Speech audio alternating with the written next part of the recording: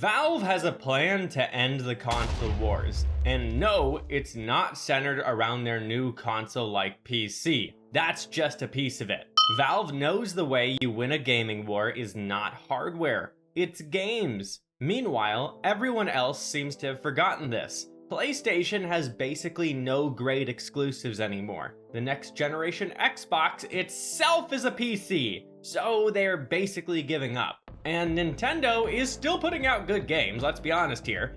But man, they keep getting worse and worse. Looking at you, Pokemon. Remember back in the day when every console had great exclusives? That's gone now. Remember Halo? Guess what's on Steam now? That used to be the defining game series for Xbox, and even Halo Infinite was on Steam on day one.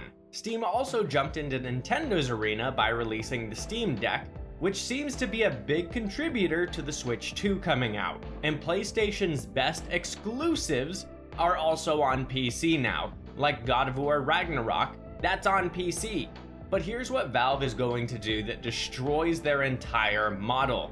Valve is going to release exclusive games for PC. It's going to be the next Orange Box, Deadlock, Half-Life 3, Team Fortress, Source 2, Left 4 Dead 3, and they won't be releasing them on the consoles. This time around, they are prepared to use these as PC exclusives to get people on their platform. This all got leaked in the Deadlock Shop update. These are all repositories from other games that Deadlock developers are using to build Deadlock. And the dead giveaway is these are all built in the Source 2 engine. Everyone was so busy looking at the hardware with the GameCube that they forgot to look at what's right in front of them. This is really important because now we know Left 4 Dead has a Source 2 game they are working on.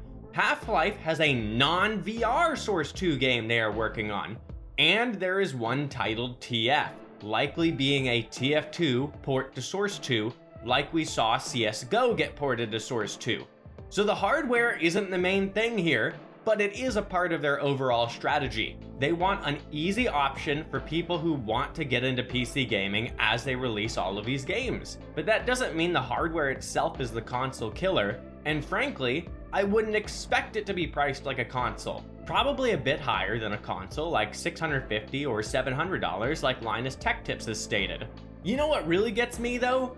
Xbox, PlayStation, Nintendo, they all charge you to play online using your own internet connection. You want to tell me consoles are cheaper to play on while they charge you $20 per month just to play games you already paid for?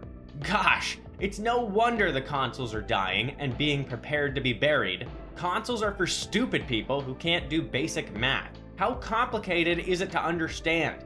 You don't even own your console! You're renting it! That's why you pay monthly for service.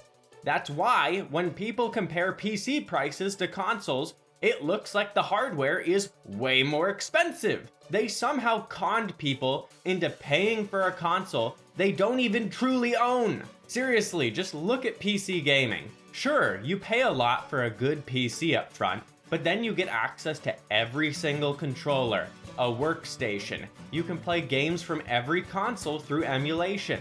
And you have an infinite supply of fantastic games that cost $0. And what do you think is going to happen if Valve releases a super cost-effective PC and the best games that have hit the gaming market in over a decade? It's like they are taking the console giants and curb stomping them. And this has been Gabe Newell's hope all along. Did you guys know Gabe used to work for Microsoft back when it was a super small company still? The dude literally invented the Windows operating system. Then, as they destroyed everything he ever built, he decides, I'm going to build a gaming empire. Oh yeah, and also burn Microsoft to the ground. Well, guess what? He won. He has torn Xbox to shreds. Maybe he'll take over the PC market itself next. With all those brain-computer interface patents they've been filing, that's not off the table. Also, just look at Xbox's Game Pass subscriber numbers. They legitimately thought they would keep growing exponentially and basically become the Netflix for games. Look at how Netflix's subscriber growth went. And they didn't have to spend boatloads of money on marketing for their failing brand. They also claimed a few months back that Game Pass is profitable. But how they came to that conclusion is just not paying their other first-party game brands for the games they use. That's like if Netflix took Netflix originals out as a cost and then said, we're profitable. That's ridiculous. That should be scary to people. That should be a crazy warning sign to anyone investing in Microsoft. But because Microsoft is so big in AI, haha, stock price go up. Like, Microsoft seriously thought gamers are the same as people just watching TV shows and movies. Do they not know that there's a huge portion of gamers that don't play variety at all? Like, I've got 5,000 hours on Team Fortress 2, and I've got 3,000 on Minecraft. Everything else is insignificant. How are you going to monetize me with a monthly subscription? And I'm not alone. Games are oftentimes infinitely replayable. Meanwhile, rewatching movies or TV shows just won't ever give you that same experience as the first time you watched them. Like, seriously, how has Microsoft messed up this bad? How do you actively manage to kill Minecraft, kill World of Warcraft, kill Halo, and kill Call of Duty? These games were supposed to be untouchable giants, and now every single franchise they touch or acquire just gets destroyed. Meanwhile, on PlayStation's side, what exclusives do they even have anymore? Astro Bot? I played it for a bit on my buddy's PS5 and I did like it, but honestly, it's basically akin to just another Mario game.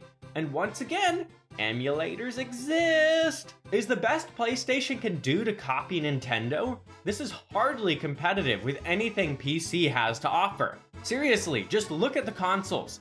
Valve just left fire and dust behind them as they did basically nothing to kill all of them, and now they're waking up from their sleep coma and they're coming out and they're going to do something. The only one you could even really say is hanging on is Nintendo. And what's gonna happen to them when Valve starts releasing games again? Gabe is just schooling these old sleepy console giants. How about that? If you don't treat your customers like trash, they end up liking you and buying more products from you. Where are the simple business basics? Where are the games? Have they all been destroyed by corporate greed?